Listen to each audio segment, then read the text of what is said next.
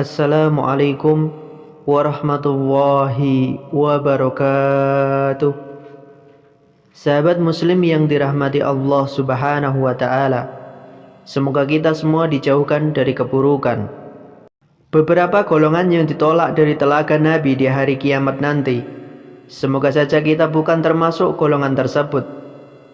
Inilah para golongan yang ditolak dari telaga Nabi di hari kiamat nanti. Ajaran Islam meyakini ada telaga milik Rasulullah Shallallahu Alaihi Wasallam yang akan didatangi oleh para muslim pada hari kiamat kelak. Meski demikian, melalui hadisnya, Rasulullah Shallallahu Alaihi Wasallam pernah memberi kabar bahwa akan ada golongan orang yang ditolak untuk mengunjunginya. Keterangan ini didasarkan dari sabda Rasulullah Shallallahu Alaihi Wasallam yang dikutip dari Abu Hurairah radhiyallahu anhu. Rasulullah Shallallahu Alaihi Wasallam bersabda, sesungguhnya akan ada beberapa orang yang aku tolak dari telagaku, sebagaimana ditolaknya unta yang asing. Hadis riwayat Muslim. Padahal digambarkan dalam hadis, telaga tersebut merupakan bentuk Allah subhanahu wa ta'ala memuliakan Rasul dan hambanya. Telaga itu akan didatangi oleh umat Rasulullah Shallallahu Alaihi Wasallam pada hari kiamat dan membuat mereka yang meminumnya tidak akan merasa haus selamanya. Telaga milik Rasulullah Shallallahu Alaihi Wasallam juga digambarkan memiliki air yang putih lebih dari susu, lebih manis dari madu, dan beraroma lebih harum dari kasturi. Telaga tersebut adalah telaga terbesar dibandingkan milik nabi-nabi lainnya. Luas telaga Nabi Muhammad Shallallahu Alaihi Wasallam seperti jarak antara Ka'bah dan Baitul Maqdis. Ibnu Majah meriwayatkan dari Abu Sa'id Al-Khudri radhiyallahu anhu bahwa Rasulullah Shallallahu Alaihi Wasallam bersabda, sesungguhnya aku punya sebuah telaga seluas jarak antara Ka'bah dan Baitul Maqdis, putih bagikan susu, bejana-bejananya sebanyak bilangan bintang-bintang di langit. Sesungguhnya aku benar-benar seorang nabi yang terbanyak pengikutnya pada hari kiamat. Namun tidak semua umat Nabi Muhammad Shallallahu Alaihi Wasallam dapat menikmati telaga tersebut. Sejumlah hadis menerangkan ada golongan orang yang akan ditolak dari telaga milik Nabi Muhammad Shallallahu Alaihi Wasallam. Dari Anas bin Malik radhiyallahu anhu, akan ditolak sejumlah orang dari sahabat-sahabatku dari telagaku kelak, sehingga ketika aku melihat mereka melambai-lambaikan tangan kepadaku, maka aku pun berkata, kalian sahabat-sahabatku. Tetapi kemudian ada teguran, sesungguhnya kamu tidak tahu bid'ah-bid'ah yang telah mereka adakan sepeninggalmu. Hadis riwayat Bukhari. Dalam redaksi lainnya, Rasulullah Shallallahu Alaihi Wasallam pernah bersabda yang dikutip dari Abu Hurairah radhiyallahu anhu, yang artinya akan datang kepadaku pada hari kiamat serombongan sahabat-sahabatku, namun mereka kemudian dibuat ketakutan mendekati telaga. Oleh karena itu aku berkata, ya Tuhanku, mereka adalah sahabat-sahabatku. Maka Tuhan menjawab, sesungguhnya kamu tidak tahu bid'ah-bid'ah yang telah mereka adakan sepeninggal kamu. Sesungguhnya mereka telah berbalik ke belakang atau murtad. Hadis riwayat Bukhari. Hadis dari Asma binti Abu Bakar As-Siddiq juga menyebutkan hal serupa, yang artinya sesungguhnya aku akan menunggu di telaga, sehingga aku bisa siapa-siapa yang datang kepadaku dari kamu sekalian, dan akan ada beberapa orang yang diusir dariku. Maka aku berkata, ya Tuhanku, mereka dari golonganku, mereka dari umatku. Maka dibantah, apakah kamu tahu apa yang telah mereka perbuat sepeninggalmu? Demi Allah, mereka selalu berbalik ke belakang atau murtad. Hadis riwayat Bukhari. Al-Qurtubi dalam kitab At-Tazkirah pernah menafsirkan keterangan hadis-hadis tersebut. Ia berpendapat golongan orang yang dimaksud adalah mereka yang murtad dari agama Allah subhanahu wa ta'ala, atau mereka yang berbuat sesuatu atas sesuatu yang tidak diridhoi oleh Allah subhanahu wa ta'ala. Sementara itu Al-Qurtubi mengatakan orang yang paling keras ditolak untuk mendatangi telaga adalah orang yang menyalahi jemaah muslimin dan berpisah dari jalan mereka, seperti golongan Khawarij dengan macam-macam alirannya, Rafidah dengan berbagai kesesatannya, dan Mu'tazilah dengan berbagai sektenya. Begitu pula orang-orang lalim yang berlebihan dalam berbuat aniaya, menutupi kebenaran, membunuh dan menghinakan keluarga, serta orang-orang yang mengumbar dosa besar dan menganggap remeh maksiat, dan orang-orang yang mengikuti kesesatan, hawa nafsu, bid'ah. Terang Al-Qurtubi.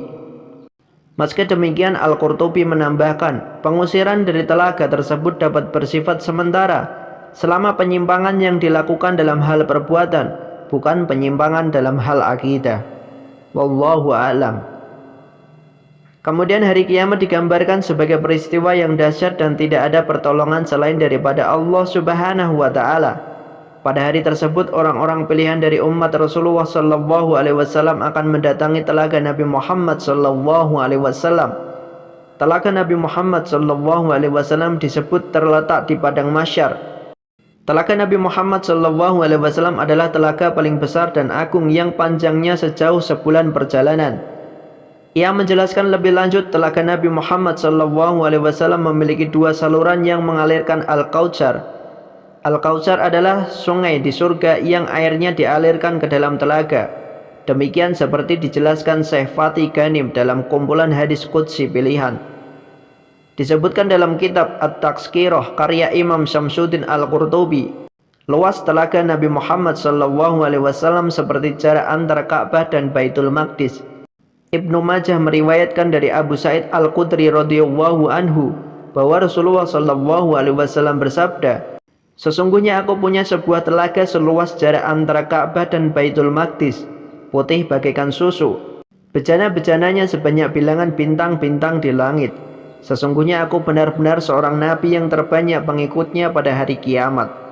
Al-Albani dalam Zilal Al-Jannah fi Taqrij Al-Sunnah mengatakan hadis ini sahih li ghairihi.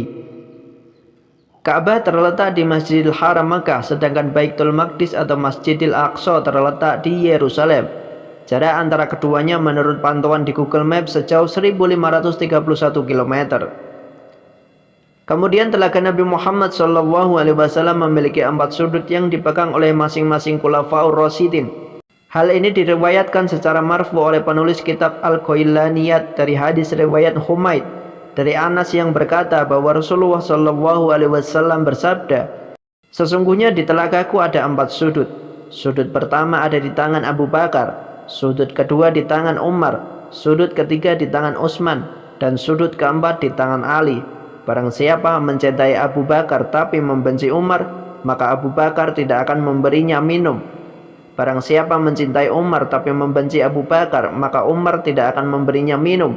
Barang siapa mencintai Utsman tapi membenci Ali, maka Utsman tidak akan memberinya minum. Dan barang siapa mencintai Ali tapi membenci Utsman, maka Ali tidak akan memberinya minum. Mengenai hadis tersebut, Ibnul Jauzi mengatakan dalam Al-Ilal Al-Muntanahiyah bahwa hadis ini tidak sahih, sebab pada sanadnya terdapat orang-orang yang tidak dikenal. Wallahu a'lam bishawab. Air telaga Nabi Muhammad SAW disebut lebih putih dari susu dan lebih manis dari madu. Orang yang minum dari telaga tersebut tidak akan pernah merasa dahaga dan kepedihan selama-lamanya. Kalaupun orang itu masuk neraka dan diazab, ia tidak akan diazab dengan rasa haus. Terang Syekh Sa'ad Yusuf Mahmud Abu Aziz. Hal tersebut bersandar pada sebuah hadis yang berasal dari Abdullah bin Amr. Ia berkata bahwa Rasulullah SAW bersabda, telagaku sejauh perjalanan sebulan, sisi-sisinya sama, airnya lebih putih dari susu, semerbaknya lebih wangi dari minyak kasturi, dan wadahnya laksana bintang-bintang langit. Orang yang minum air dari telaga itu tidak akan pernah merasa dahaga selama-lamanya. Hadis riwayat muttafaq alaih. Keutamaan lain dari telaga Nabi Muhammad SAW adalah dapat mengusir orang-orang kafir dan pembuat bid'ah yang mengambil yang baik dan buruk yang berkaitan dengan perhitungan. Hal ini juga terjadi pada orang yang berhubungan dengan riba atau membantu orang zalim melampaui batas dalam hukum-hukum yang ditetapkan Allah Subhanahu wa taala. Wallahu a'lam bishawab. Itulah para golongan yang ditolak dari telaga Nabi di hari kiamat nanti. Semoga bermanfaat. Wassalamualaikum warahmatullahi wabarakatuh.